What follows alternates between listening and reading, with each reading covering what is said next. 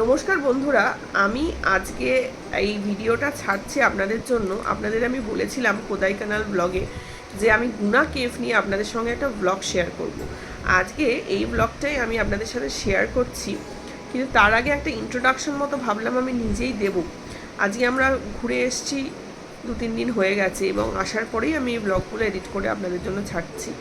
তো গুনা কেভের ব্যাপারে এই ব্লগটা আমি আলাদা করে দেবো ভাবলাম এই কারণ কি, এই সাইট সিনটা একটা অন্যতম ফেমাস কোদাইকানালের সাইট সিন, এবং এখানে যারা যারা গেছেন বা যাবেন আপনাদের হঠাৎ এটা মনে হতেই পারে যে গুনা কেভ মানে তো একটা গুহা।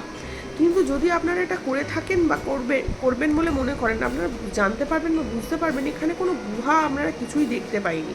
সাইট সিনে একটা জাস্ট গুনা কেভ লেখা একটা পাথরের মধ্যে গুনা কেভ লেখা, এবং সেখানে দাঁড়িয়ে আপনারা ছবি তুলবেন। ভেতরে একটা পাইন ফরেস্টের মতো একটা ফরেস্ট ট্রেল আছে, যেখানে হেঁটে যাবেন, কটা ফটো তুলবেন, ব্যাস। তারপরে সব রেস্ট্রিক্টেড এরিয়া, কিছুই নেই। গুহা বলতে যেটা বুঝি আমরা সেটাও নেই।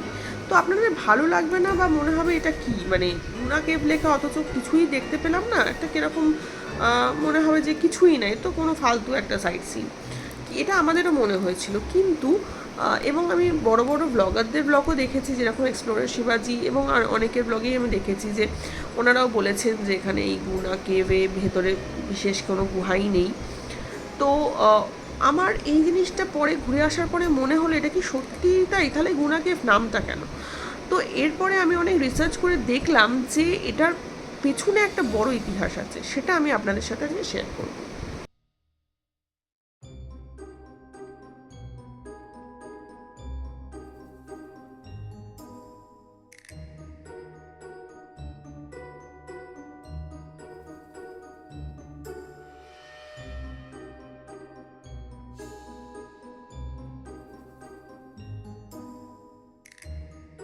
এই গুনা কেভের আগের নাম ছিল ডেভিলস কিচেন, যেটা ব্রিটিশাররা দিয়েছিল। এর পেছনে নিশ্চয়ই কোনো কারণ ছিল। পরবর্তীকালে এটা কমল হাসানের একটা সিনেমা গুনা এখানে শুটিং হয়েছিল, সেটা থেকে নাম দেওয়া হলো গুনা কেভ। এর মধ্যে কিছু রহস্যজনক, এটি অ্যাকচুয়ালি এর মধ্যে অনেক গুহা আছে, এবং এর মধ্যে রহস্যময় কিছু জায়গা ও এমন এমন গর্ত আছে যার ভেতরে কেউ আজ পর্যন্ত যেটা এক্সপ্লোর করতে পারেনি। ট্যুরিস্টদের মধ্যে যারা এর মধ্যে গেছে কেউ ফিরে আসেনি, এমনকি তাদের লাশও ফিরে আসেনি যারা গেছে। পুলিশ রেকর্ড অনুযায়ী এখানে 16 জন প্রায় এসেছে যারা এক্সপ্লোর করার চেষ্টা করেছে, এবং তারা গুম হয়ে গেছে। এমনকি এখানে একজন সেন্ট্রাল মিনিস্টারের নাতিও এখানে এসে তাকেও আর খুঁজে পাওয়া যায়নি, তাদের এমনকি একটা ছোট হাড়ও খুঁজে পাওয়া যায়নি।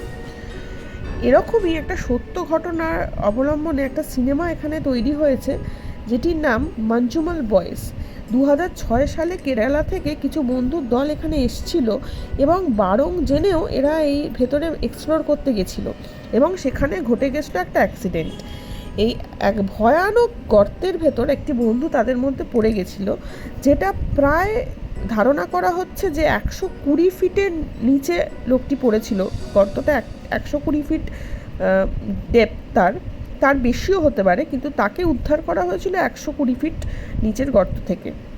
সেই একমাত্র ব্যক্তি যে এখানে এতজন পড়ার পরে সেই একমাত্র ব্যক্তি যে ফিরে এসেছিল বেঁচে, এবং তাকে যে উদ্ধার করা হয়েছিল, তাকে যে রেস্কিউ করা হয়েছিল, এই পুরোটা একটা অপূর্ব সুন্দর হিন্দিতে ডাব করা একটা সিনেমাতে দেখানো আছে, যেটি আপনি জিও হটস্টারে দেখতে পারবেন। এর নাম মঞ্জুমাল বয়েস।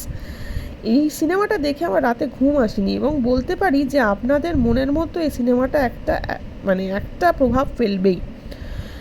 এটাই হলো গুনা কেভের আসল রহস্য, যার জন্য এই অ্যাক্সিডেন্ট অ্যাভয়েড করতে এই আসল যে গুহাটা, এখানে কিন্তু ট্যুরিস্টদের যেতে দেওয়া হয় না। এটাই এর পেছনের আসল গল্প। তো এটাকে এই জন্যেই ডেভিলস কিচেন বলা হতো, কারণ শয়তানের রান্নাঘর, কারণ এখানে যারা যায় তারা কিন্তু ফেরে না। এখানে এরকম অনেক অন্ধকার জায়গা এখনও আছে, যেটা এখনও সেভাবে এক্সপ্লোর করা হয়নি, এবং তার ভেতরে কী আছে সেটা কেউ জানে না। এটাই এর রহস্যময় দিক।